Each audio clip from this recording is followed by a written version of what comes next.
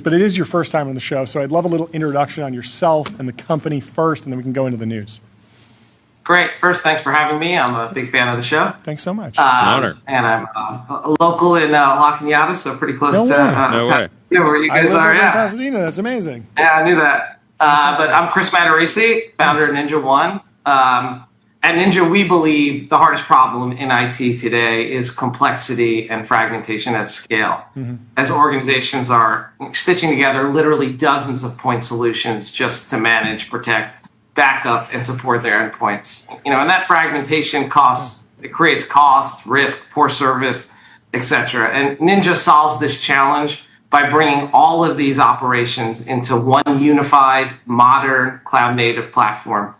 In short, we really just help our customers reduce spend, unify IT, and simplify work. That's our thesis. Okay, that makes a ton of sense, and I think anyone who's been inside of a big organization has felt that.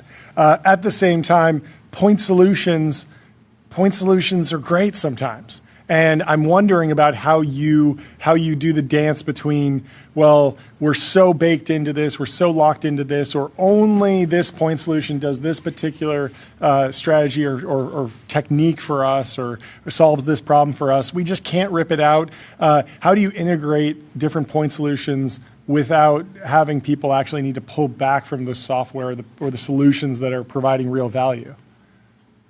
Yeah, well, first of all, we try to create our own solutions that are all unified together so we can replace all of these point solutions. Wow. The average Ninja customer replaces 7 point solutions. Wow. And I think our whole key, we're a product-led company. Yeah. Our thesis is to build the best possible product. So we think we've built some of the best possible point solutions, and unifying them together not only saves, IT teams, hassle, complexity, having to manage all these solutions.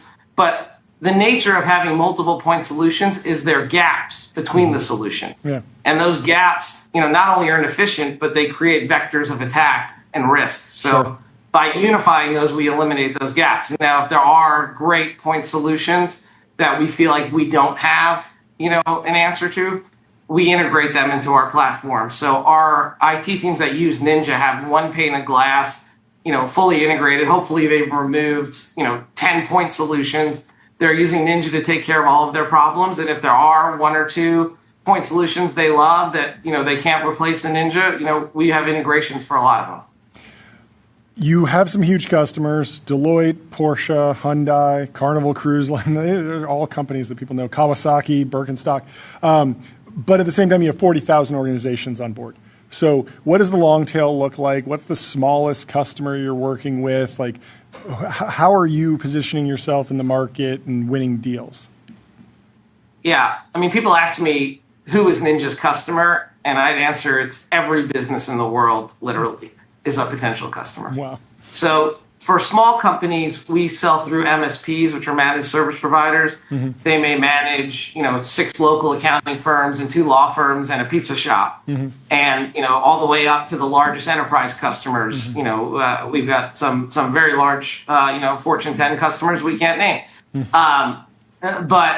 So we can literally service everybody. Yeah. What was Talk about the sword. Oh yeah, the sword. Game of Thrones fans. So for those of you who watch Game of Thrones, that's Jon Do they have sword. Do they have flashbangs in Game of Thrones? I don't think so. We have flashbangs here on the show. I'm a big video gamer too, so they've got flashbangs in video games. What games? We play everything. Okay. I actually started a couple companies that were video game companies. No way. My co-founder is really big into Call of Duty, so we've got Call of Duty. They got flashbangs in Call of Duty. They also got smoke grenades in Call of Duty. A UAV on launch. And I'm into more of the strategy games. So. Are you a Counter Strike? You're more strategy games. Okay, but wait, 4X or like Age of Empires, or are we doing Hearts of Iron? I've done Age of Empires, but even games like Hearthstone. Hearthstone's great. Yeah. Even my partner and I actually started playing Axis and Allies when we were kids. And That's a great we always game. say, we always say Ninja is one big strategy game. It's just a high stakes strategy game, but it's still fun. I love it. Why business is so addicting. Is it getting more? Yeah. Is it getting more high stakes in the age of AI? Is it because of security risk, or is it a pure accelerant to your business? Like, how have you been processing the last few years? It feels like it's a great place to be with 40,000 organizations, 140 countries, lots of opportunity. But what has the shape of the impact actually been? Yeah, one thing I'd say is the 40,000. That's 40,000 customers. I mentioned some of those customers are MSPs that service hundreds of customers. Wow. So we might have close to 1 million businesses using Ninja. Whoa. That's crazy. But as far as AI, we see AI as a real tailwind, that's been accelerating our growth, and it's going to continue to accelerate our growth, for 3 reasons. First, we monitor devices, and we've seen over the last several years device proliferation, and I think we're going to continue to see that. It's laptops, computers, but it's smartwatches. Yeah. It's Microsoft launched some smart badge, and Microsoft Yeah. launched a desktop device, and it's clearly leaking into everything.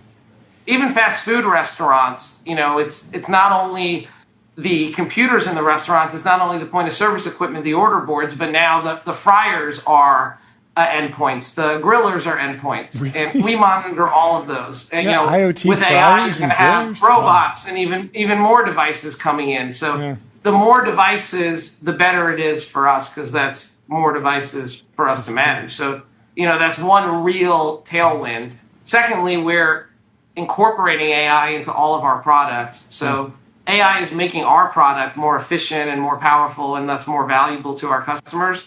And we're also coming up with a number of AI native products that we just released. A vulnerability product. We have a patch intelligence product. And then finally, and perhaps more importantly, we've seen in the news even today, that AI is creating more vectors of attack. So more vulnerabilities are exposed, more things are need to be monitored and managed because of those vulnerabilities, and they need to be patched quickly. And that makes our product even more valuable. Very cool. Well, where's the company based primarily? You said you're in LA, but is the company distributed? I'm in LA, but we're all over the world. Our largest offices, are in Austin, Texas, Florida, and Berlin, Germany. But we've got offices in Australia, England, Singapore, Spain, Philippines, Indonesia, a bunch more. Wow. Global.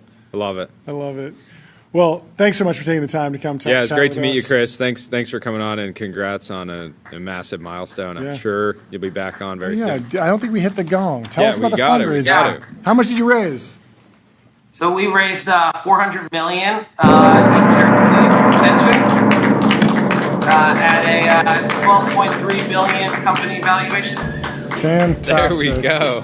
Doubling the valuation since February 2025.